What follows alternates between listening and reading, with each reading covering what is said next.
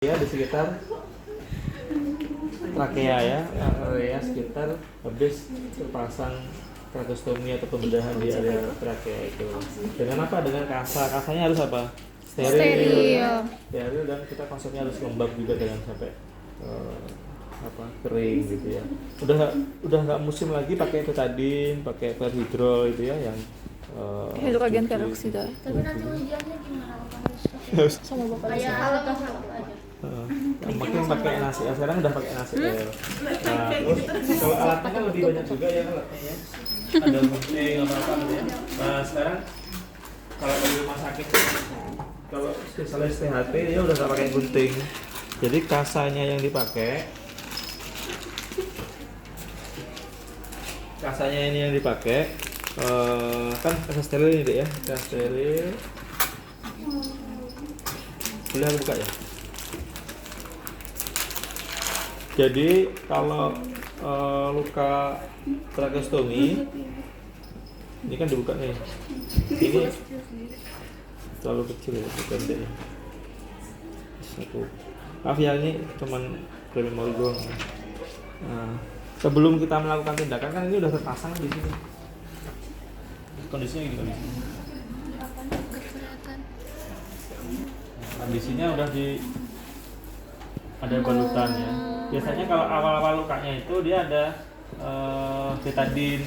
Betadine kan fungsinya buat dia kan antiseptik ya, tapi dia bisa matiin jaringan, lama jaringannya untuk tumbuh bagus itu. Makanya jarang kalau udah 2 hari, sehari setelah tindakan misalnya betadine itu, setelah itu udah nggak pakai betadine lagi gitu. Nah ini perawatannya ini udah nggak perlu pakai betadine, pakai NaCl cukup untuk bersihin. Kita kan hanya untuk perawatan luka aja gitu ya.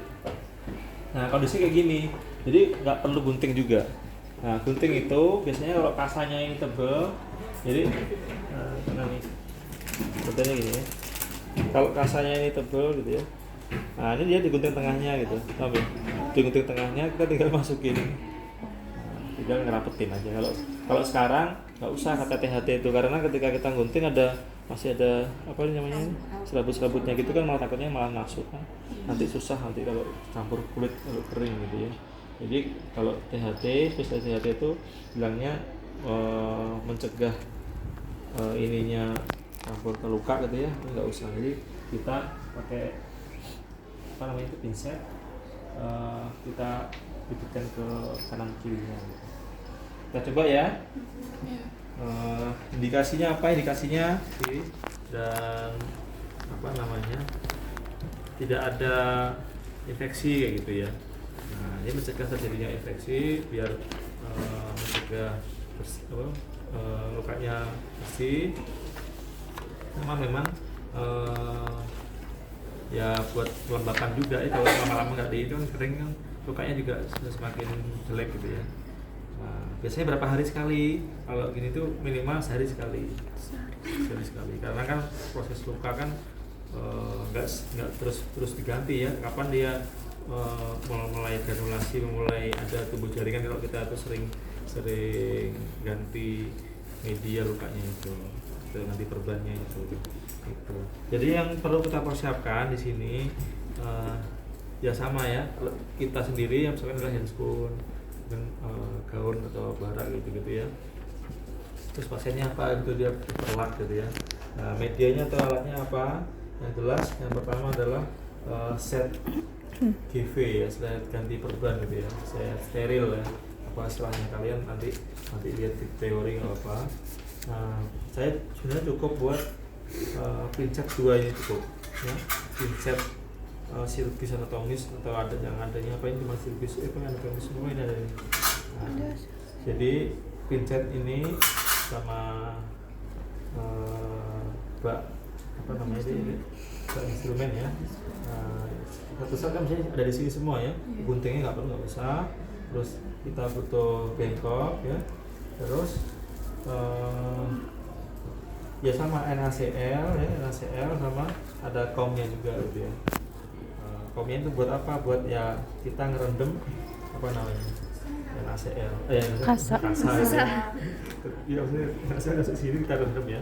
Nah, biasanya yang bikin susah ya kadang teman-teman nggak biasa gitu. Misalkan ini aku kasih tahu aja ya, nanti kita praktekin nanti ya.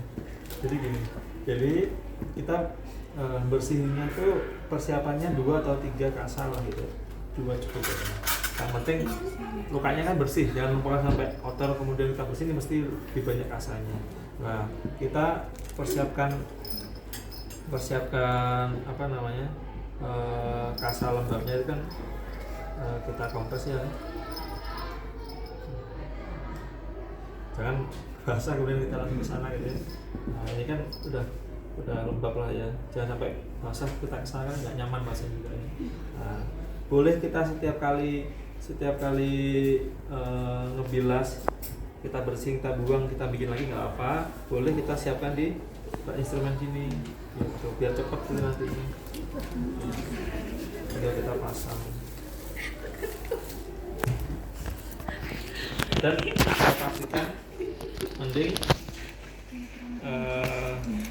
kasanya ini harus ada nyisa buat yang keringnya ya, buat kita tap gitu ya, biar nggak basah gitu ya kondisi lukanya gitu. Nah kenapa kok saya bilang ini nggak harus steril, karena yang penting kita ujungnya ini steril.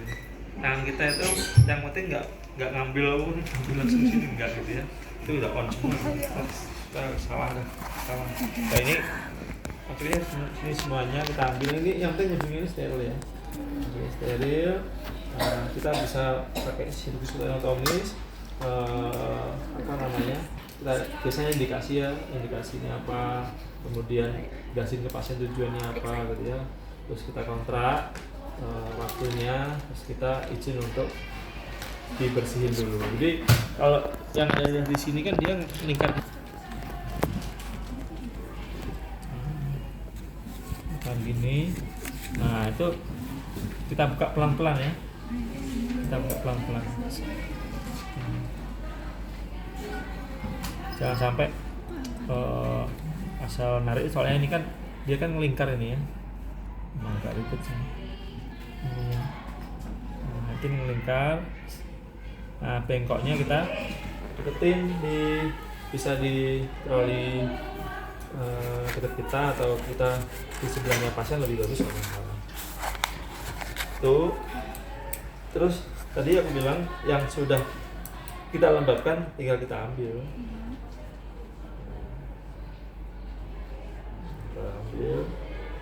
Kita lagi. Nah, kita konsepnya kan kalau luka kan dari dalam keluar ya. Nah, sama juga kayak ini. Cuman ini susahnya karena memang dia ngelingkar, terus di sini itu ada jahitan nih. Susah makanya. Ininya dijahit. Ini jahit. Pasiennya dijahit. Nah, kan repot ya, kita gimana caranya buka ini. Kalau kita paksa gini jebol. Malah pasien juga bisa ngeri ya. Jadi kondisinya emang ini tertutup banget ini jahit ini lubang fungsinya itu buat jahit di sini, di kulit ini gitu. Nah caranya gimana ya, sama lah, kita bersihin dari dalam sini ya. Terus jangan terpaksa pengen masuk, nggak usah terpaksa, harus kita buang. Berarti kalau nggak masuk juga nggak apa-apa ya Bapak? Biasanya tuh kita bersihin dari sini, dari bawah ya, dari bawah. Kalau nggak masuk nggak apa-apa, nggak ya. Kalau bisa tetap sampai tetap masih bisa kita bersihin. Dari mana ya? Paling gampang dari sini, nanti yang terakhir dari atas. 2-3 kali gitu ya.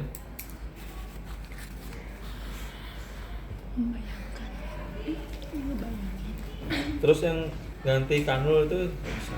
Untuk kanul itu bukan indikasi bersihin ya, itu tinggal ngambil alatnya itu ditancapin. Jadi kanul itu yang tadi tuh yang gampang lepas tuh enggak, yang kanul satu. Nah yang ini nih, nah ini juga bisa dibersihin pakai air hangat. Oh itu harus diganti juga. Ganti juga, tapi kalau hujannya aku nggak bisa, itu lama itu bersihin. Nggak setiap hari, nggak, itu sampai seminggu pun, berapa hari nggak masalah. Sampai pasien pindah pun nggak dibersihin nggak apa-apa. Ketika nggak ada indikasi infeksi gitu ya. Nah terus lewat atasnya sini ya, emang agak ribet ya tracheostomi ini ya. Nah, kita sela-selanya, terutama sela-sela ya, bersihin sela-sela. Udah. kita buang. Nah terakhir kita harus ditap-tap biasa tuh pakai Kasa kering. apa namanya, kasa kering ya. Dan nggak harus masuk. Kalau masuk itu kalau yang terakhirnya nanti nutupnya ya, nutupnya itu harus tertutup karena emang jangan sampai terbuka itu lukanya di situ. Karena nggak basah jadi susah. Tap-tap aja. Ya, kayaknya tadi udah kita tap-tap aja biasa. Kita keringin biasa gini ya. Kita keringin atas bawah, udah kering. Nah, terakhir kalau di rumah sakit kasanya itu dia panjang, kalau ini pendek itu agak repot. Jadi kalau bisa, kalau serapi mungkin ini susah juga karena kasanya kayak gini. Nah, kalau handscoon-nya steril gampang ya, karena tadi agak pakai steril. Jadi kalau steril itu bisa kita kecilkan gini ya, kita kecilkan gini, kita jepit dua-duanya. Nah, kemudian kita setelah satu masangnya terserah dari mana dulu gitu ya. Misalkan ini nggak usah pakai ini agak dibuka dikit gitu ya,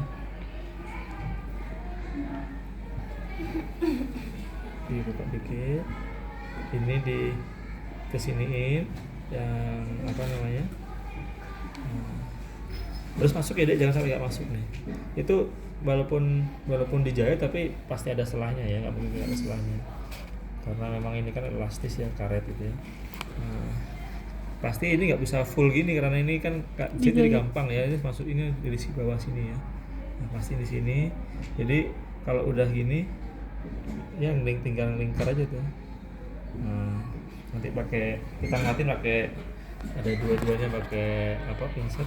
Nah, udah gini aja cukup. Tak perlu pakai gunting. Ini yang terakhir kalau udah selesai di keringin tadi ya, jangan sampai basah lukanya. Dan cukup itu selesai ini baru kita pakai, kalau ini dijahit ya. Nah ini tuh ada kasa yang lingkar di leher gitu, biar nggak lepas ya itu. Udah lepas ya. Oh ini tuh dibuang atau dipakai lagi? Itu katanya jangan dibuang. Pakai lagi ya. Ya. Ya. Nanti terus kembali sini ya.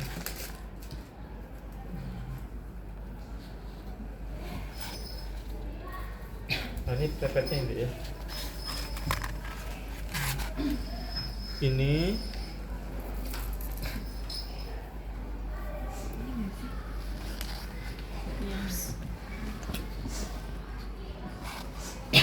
kalau di rumah sakit bukan kayak gini ya. Di rumah sakit itu kasar. Di rumah sakit itu jadi gini. Kalau di rumah sakit itu kasa agak susah kita guntingnya itu buat gunting kasa panjangnya ini boleh. Nah, ini Kan itu ada jahitannya, terus dimasukinnya gimana? jahitannya itu jadi tetap bolong ini bisa buat masukin kasanya itu. Nggak yang full jahitan, nggak, cuman jahitan kecil, cuman biar lengket ke kulit gitu deh, biar ininya nggak gampang lepas. Nah ini ya. Nah kalau gini kan simple, ini bahannya simple. Nah gini. Bapak kayak gini jahitannya.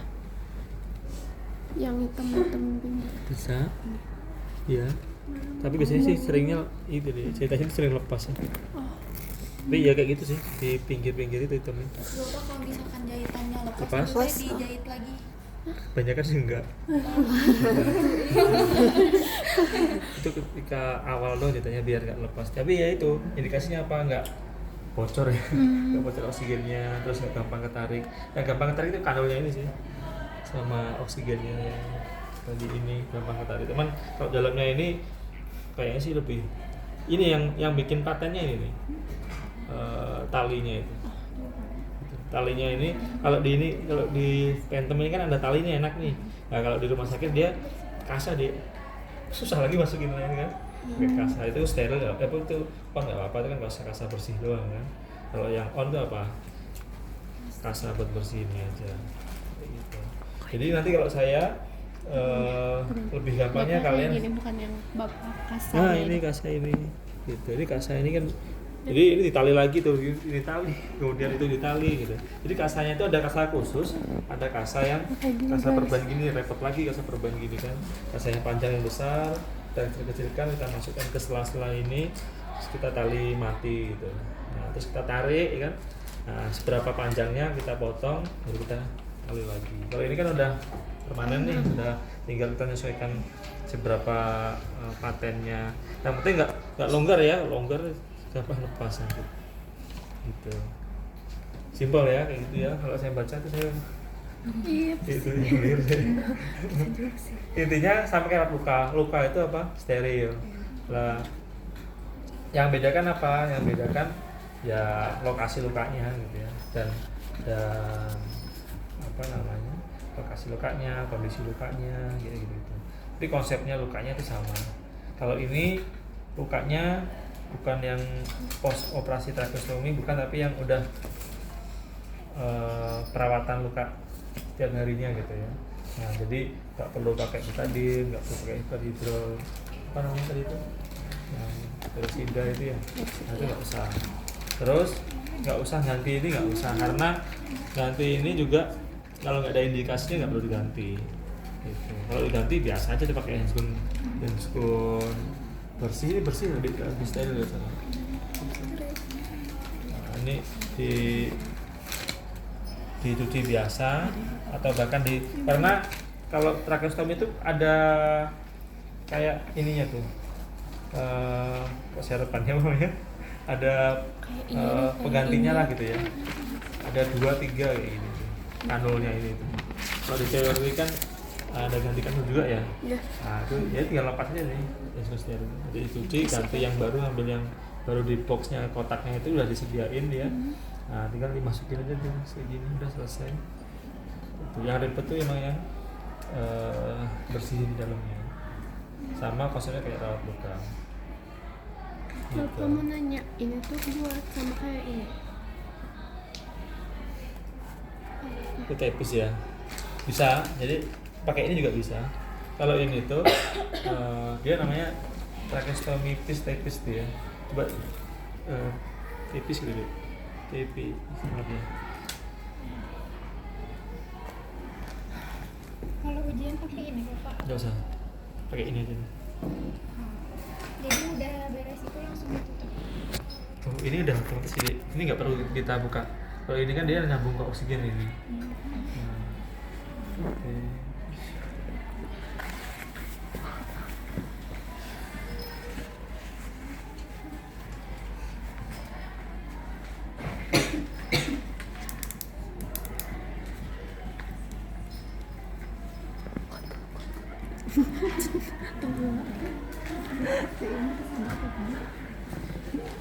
Bisa berlari-larian dari lantai bawah ke sini.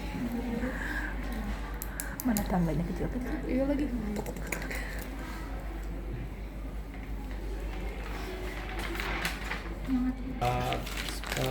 Tepisnya ini kebetulan kalau merek beda-beda ya.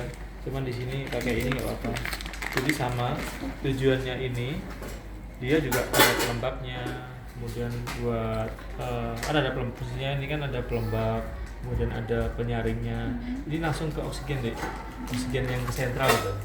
Nah ini nyambung yang selangnya itu, yang selangnya ke oksigen tuh kan ya.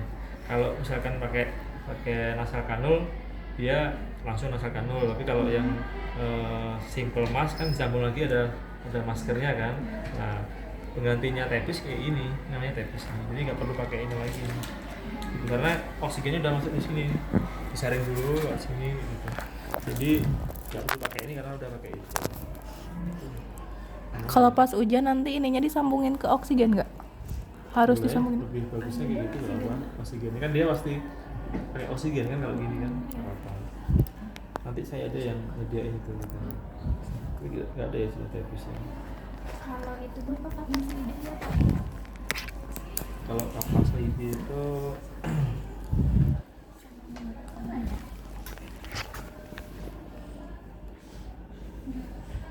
buat bersihin kanul yang di dalam gitu.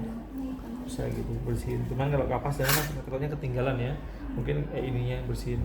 Jadi setelah dilepas, kemudian kita cara bersihinnya steril kan ini kan, cara bersihinnya kanul itu cuman nggak usah dulu, nggak usah lah itu nggak terlalu urgensi kalian di perawatan luka tracheostomi aja.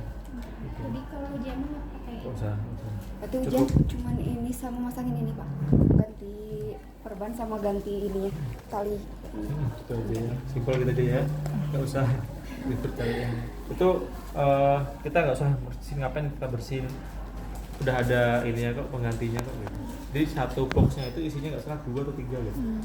Jadi kalau misalkan dia kotor, itu kalau nggak kotor pun nggak dibersihin nggak apa-apa, udah sampai pasien berapa sebulan nggak apa-apa sih. Nah, tapi kalau misalkan memang apa namanya kotor, kemudian sering lepas, oh udah nggak berfungsi baik gitu ya, kita ganti pakai itu, pakai yang baru. Jadi nggak usah bersihinnya ya biasa aja tuh nanti. Atau nggak kepake lagi nggak apa-apa. Mama mau tanya, tadi kan itu kan prinsipnya steril ya Bapak buat yang ujung si pinsetnya. Nah tadi kan sebelum mulai kan ada perbannya dulu si pasien di sini, terus kita buka pakai pinset itu, berarti pinsetnya masih jadi on atau Bapak? Atau Kan karena di sini ada Tiga. minimal 2 atau 3 ya. Jadi nggak apa. Jadi apa namanya? Pokoknya ujungnya itu ketika kita buka itu ada yang on, ada yang steril gitu jadi. oh Nah, jadi yang di sini berarti yang on pasien nggak apa-apa. berarti yang pertama kali ngebuka balutan itu berarti dia udah on, udah kita nggak bisa pakai lagi buat nanti ngebersihin. Boleh diganti lagi satunya, tetap dia kan pasti Kayak ini yang ngebantu perawatan buat luka. buat bilas kasa di sini kan ya. Kan kasa ini kan prima basah kan ini kan. Nah, jadi ya apa namanya soalnya kalau kita dia kan ujungnya doang gitu ya. Nah ini yang steril di sini nggak apa, ganti aja nggak apa gitu. Jadi intinya kalau kita udah pakai mungkin karena sini 3 ya atau 2, satunya itu di on nggak apa, nanti disendirikan. Ini cuman buat bantu bilasnya ini aja Jadi nggak ujungnya aja. Tapi satunya buat bersih nanti pakai itu terus. Gitu. Alatnya sih nggak terlalu banyak ya kalau itu ya, cuman set steril ya, set QV steril, tracheostomi, ada apa, ada gunting ya, nanti kalau misalkan memang talinya terlalu panjang buat gunting, terus ada pinsetnya atau servis cukup 2 nggak apa-apa. Nah, kemudian ada bengkok, ada komnya ini nggak apa buat ACL ya. Nah terus